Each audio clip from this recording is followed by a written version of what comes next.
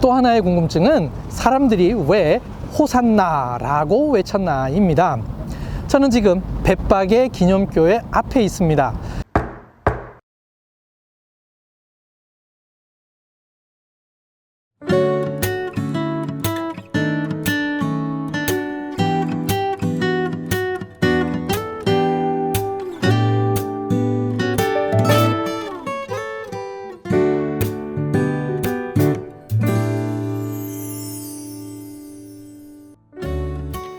그들이 예루살렘에 가까이 와서 감람산 벳박에와 베다니에 이르렀을 때에 예수께서 제자 중 둘을 보내시며 이르시되 너희는 맞은편 마을로 가라.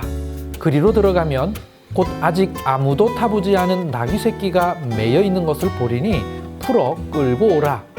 만일 누가 너희에게 왜 이렇게 하느냐 묻거든 주가 쓰시겠다 하라. 그리하면 즉시 이리로 보내리라 하시니 제자들이 가서 본즉 나귀 새끼가 문 앞 거리에 매여 있는지라. 그것을 푸니 거기 서 있는 사람 중 어떤 이들이 이르되 나귀 새끼를 풀어 무엇 하려느냐 하매 제자들이 예수께서 이르신 대로 말한대 이에 허락하는지라. 나귀 새끼를 예수께로 끌고 와서 자기들의 겉옷을 그 위에 얹어 놓음에 예수께서 타시니 많은 사람들은 자기들의 겉옷을 또 다른 이들은 들에서 벤 나뭇가지를 길에 펴며 앞에서 가고 뒤에서 따르는 자들이 소리 지르되 호산나 찬송하리로다.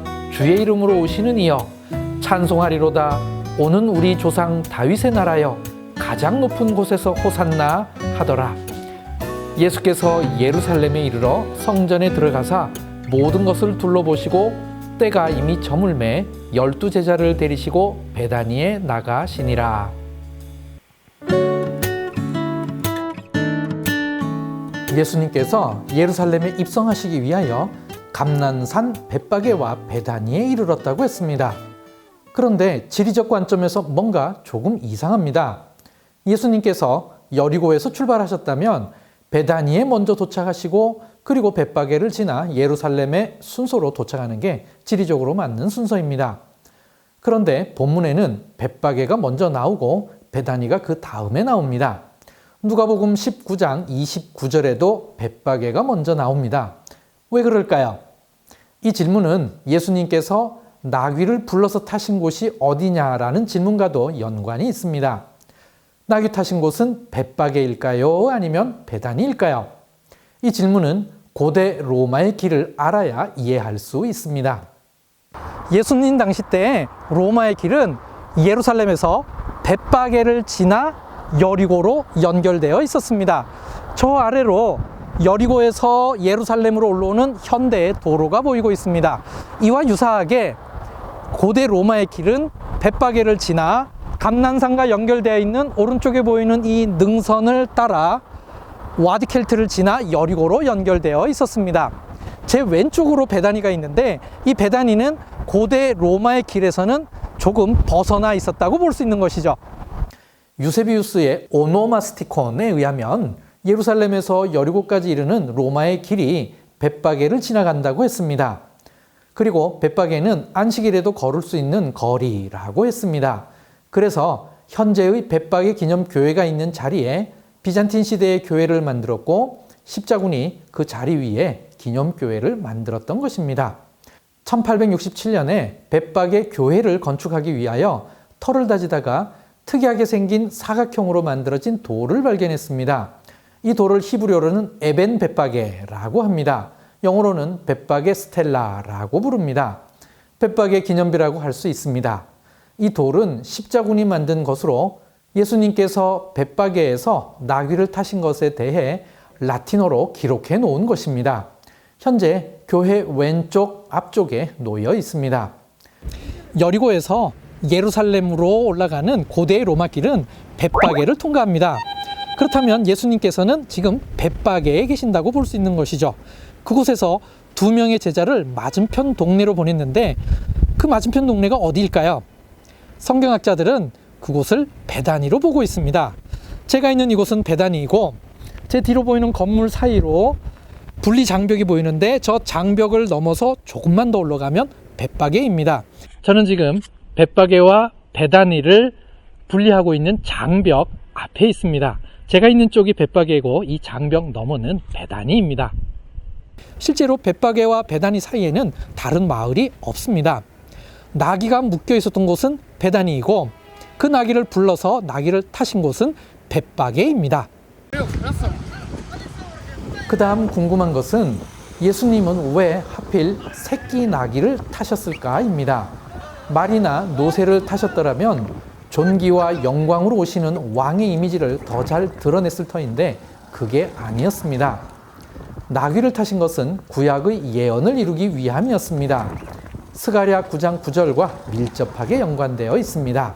스가랴 9장 9절 보라 내 왕이 내게 임하시나니 그는 공의로우시며 구원을 베푸시며 겸손하여서 나귀를 타시나니 나귀의 작은 것 곧 나귀 새끼니라. 이 구절을 이루기 위함입니다. 그는 평화의 왕으로서 겸손하시어 나귀를 타신 것입니다. 나귀 중에서도 작은 것을 타셨다고 했는데 이는 히브리어로 아이르입니다. 그런데 한국어 성경에 나귀 새끼라는 단어가 연이어 나오기에 어린 나귀라고 생각하기 쉽습니다. 어린 나귀가 아닙니다.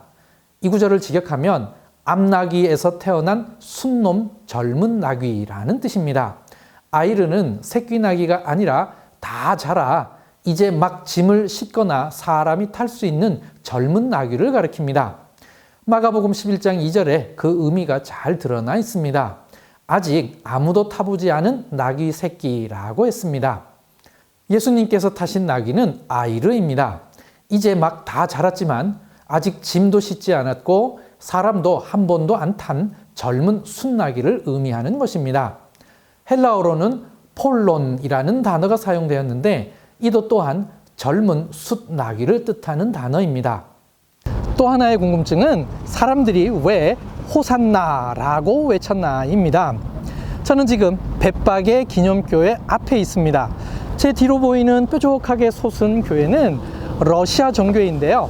아투르 수도원이라고 합니다. 예수님의 승천을 기념하고 있습니다. 그리고 저 멀리 아득하게 보이는 뾰족한 교회 종탑은 주기도문 교회입니다.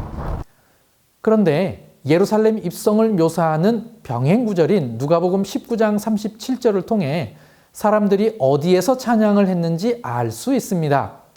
누가복음 19장 37절 이미 감람산 내리막길에 가까이 오심에 이 표현을 통하여 어디에서 온 무리가 큰 소리로 찬양했는지를 알 수 있습니다. 이곳에서 예루살렘 성을 입성하기 위해서는 이 언덕을 넘어가야 됩니다. 과연 이 언덕 너머에 감람산 내리막길이 있는지 직접 가서 확인해 보도록 하겠습니다.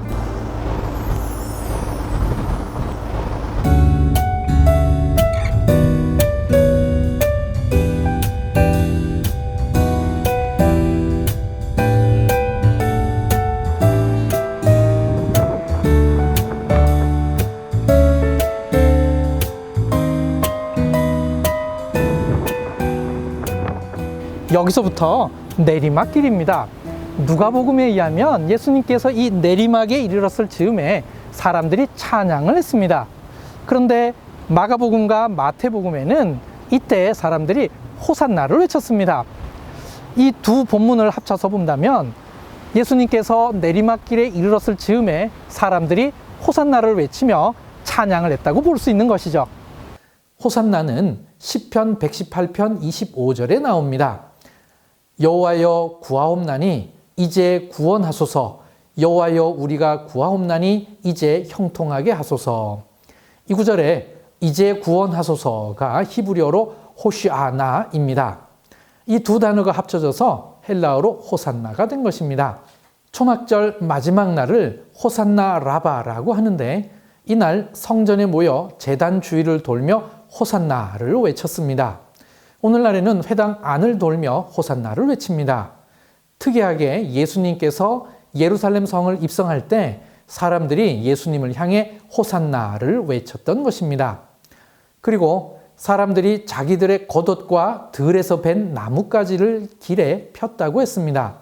예수님을 왕으로서 환영하는 모습입니다.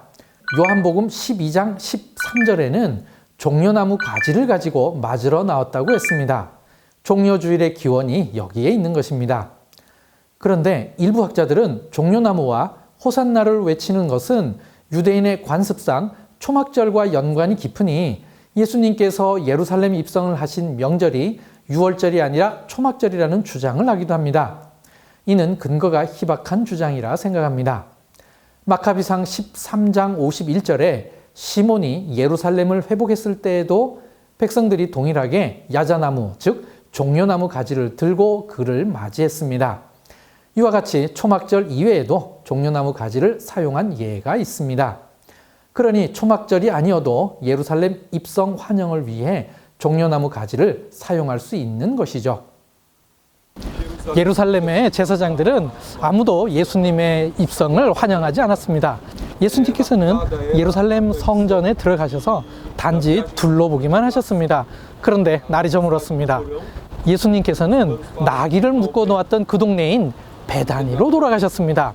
이어지는 사건도 동일한 지리적 배경 위에서 펼쳐지게 됩니다. 과연 무슨 사건이 있었을까요?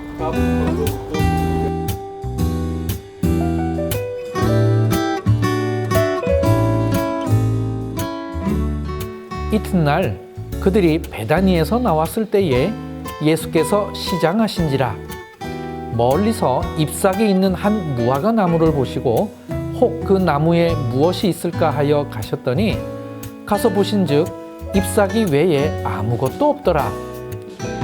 이는 무화과의 때가 아님이라. 예수께서 나무에게 말씀하여 이르시되 이제부터 영원토록 사람이 내게서 열매를 따먹지 못하리라 하시니 제자들이 이를 듣더라.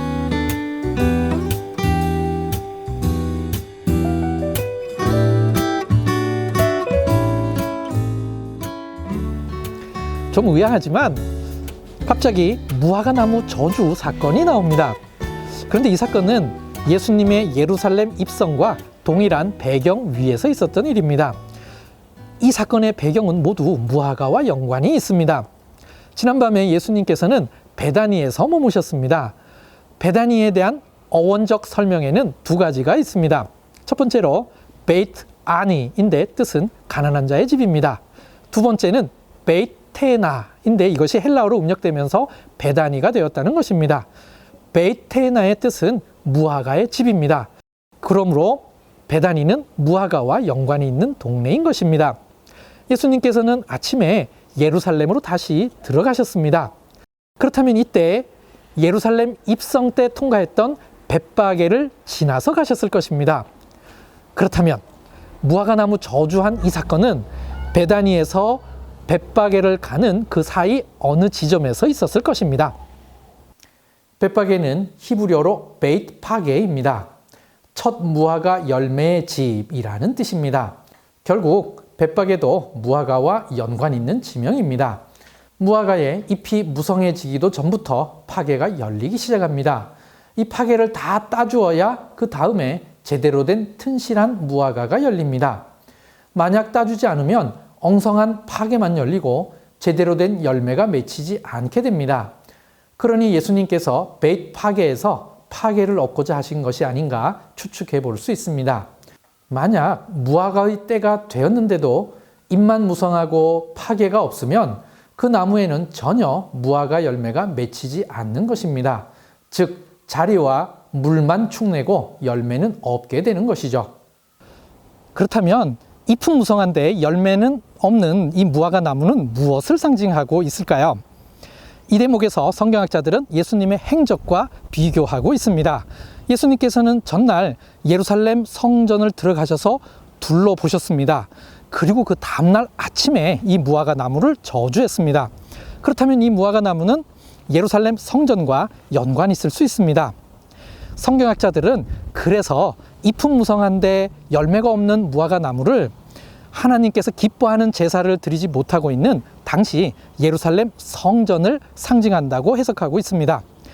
그러면 예수님께서 행한 그 다음 행적이 이해가 됩니다. 과연 예수님께서는 이와 관련해서 무슨 일을 하셨는지 마가복음 11장 2부에서 알아보도록 하겠습니다.